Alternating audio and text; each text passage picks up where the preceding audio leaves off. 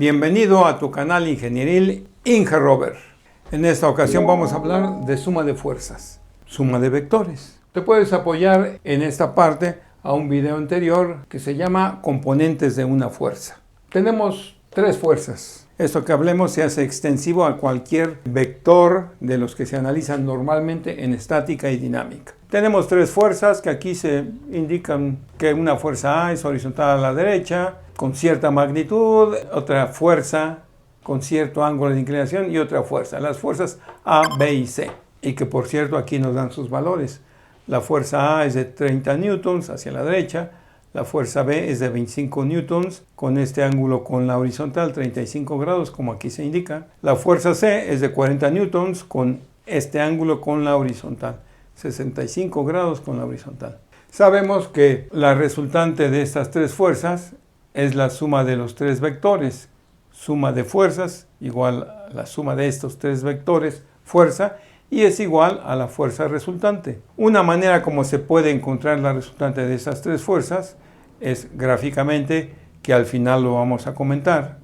Se trazan a escala las tres fuerzas, una a continuación de la otra, y midiendo el ángulo que hay entre ellas. Es una solución gráfica. Y se mide la resultante en la misma escala que se trazaron las otras, y se mide el ángulo que tiene esa fuerza resultante. Esto probablemente lo aprendieron en algún curso de matemáticas o de física en la secundaria o en algún curso en el área de preparatoria, ¿no? De bachillerato. Podemos resolver el problema, como le llamamos, analíticamente, trazando el sistema coordenado y dibujando ahí los vectores fuerza, todos partiendo del centro, del origen de coordenadas. Y aquí está indicado con los valores que aquí están. Bien, pasamos esto para recordar que la resultante de una fuerza es la suma de las tres fuerzas que la componen. Esta resultante es la suma de estas tres fuerzas. Y cada una de estas fuerzas que componen la fuerza resultante tiene una componente en X, en Y, en un plano. Si fueran en tres dimensiones, habría componente en X, en Y y en Z. A X por el vector unitario Y, a Y por el vector unitario J, y lo mismo para la fuerza B y la fuerza C.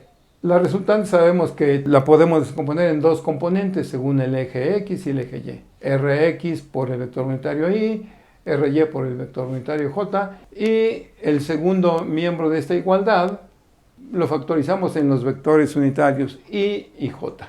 Para que esta sea realmente una igualdad de esta ecuación, pues se requiere que los coeficientes de Y y de J de un lado y otro de la ecuación sean iguales, que Rx sea igual a esto y Ry resultante en Y, componente en Y, sea igual a esto. Y eso es la suma de fuerzas en X y la suma de fuerzas en Y, componentes. Hacemos suma de fuerzas en X basándonos en este diagrama. Bueno, suma de fuerzas en X. Para la fuerza A, pues es nada más esta componente, una única componente, ya que no tiene componente en Y, 30 newtons en sentido positivo. La componente en X de la fuerza B, pues en este triángulo que está aquí dibujado, es, este lado del triángulo es hipotenusa, coseno de ángulo adyacente, con signo negativo. Aquí está marcado cuál es esa componente, ¿no? Menos 25 coseno de 35 grados. Para la componente de la fuerza C en el eje horizontal, en X, entonces la componente de la fuerza de 40 newtons en el eje X es en este triángulo hipotenusa 40 por el coseno de 65 grados, con signo positivo. Y nos da el valor de la resultante en X. Ahora, para suma de fuerzas en Y, pues la fuerza A no tiene componente en Y, es 0.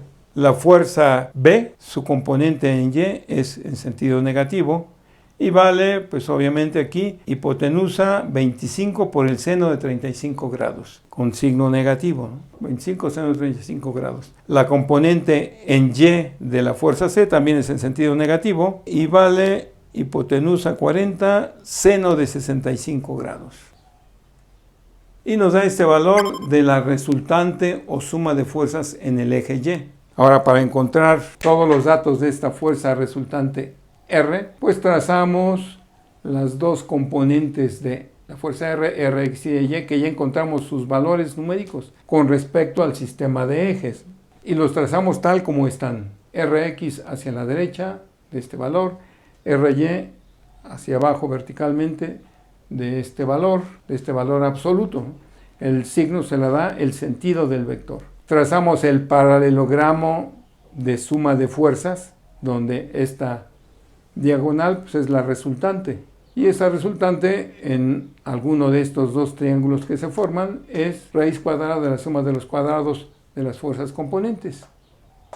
Y nos da este valor de la magnitud de esta fuerza R resultante, 57.078 newtons. Ahora el ángulo, pues lo calculamos con la función trigonométrica tangente de teta. Teta es el arco cuya tangente, este ángulo es este cateto, 50.592, entre cateto adyacente y da este valor de ángulo, 62.42 grados. Y podemos ya indicarlo de esta manera, con tres cifras significativas. La resultante tiene esta magnitud, con este ángulo por abajo de la horizontal, como aquí se indica.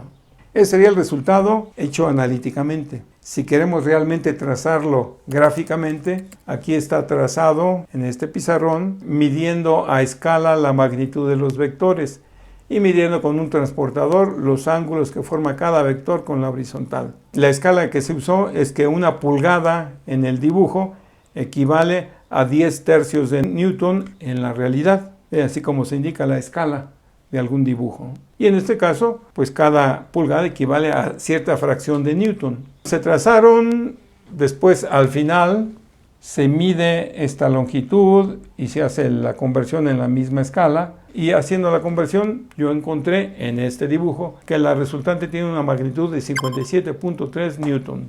Pues da un poco diferente.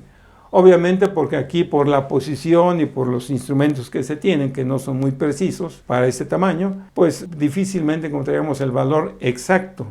Tendríamos que hacer los trazos finos y medir exactamente los ángulos y las longitudes con gran precisión para que obtuviéramos el mismo valor que acá. Y el ángulo se midió aquí con un transportador y yo leí un valor de 62 grados. En realidad debería ser 62.4. No pude leer algo más por la manera como se hizo el trazado. Ustedes lo pueden hacer en alguna hoja de papel midiendo con exactitud las dimensiones y el ángulo y les deberá de dar más apegado a estos valores, si es que se hace correctamente el trazado. Eso sería todo en esta ocasión. Muchas gracias. Gracias por ver el video. Síganme en mis redes. Suscríbete a mi canal secundario A Prueba con Inge Robert. También suscríbete a tu canal ingenieril Inge Robert.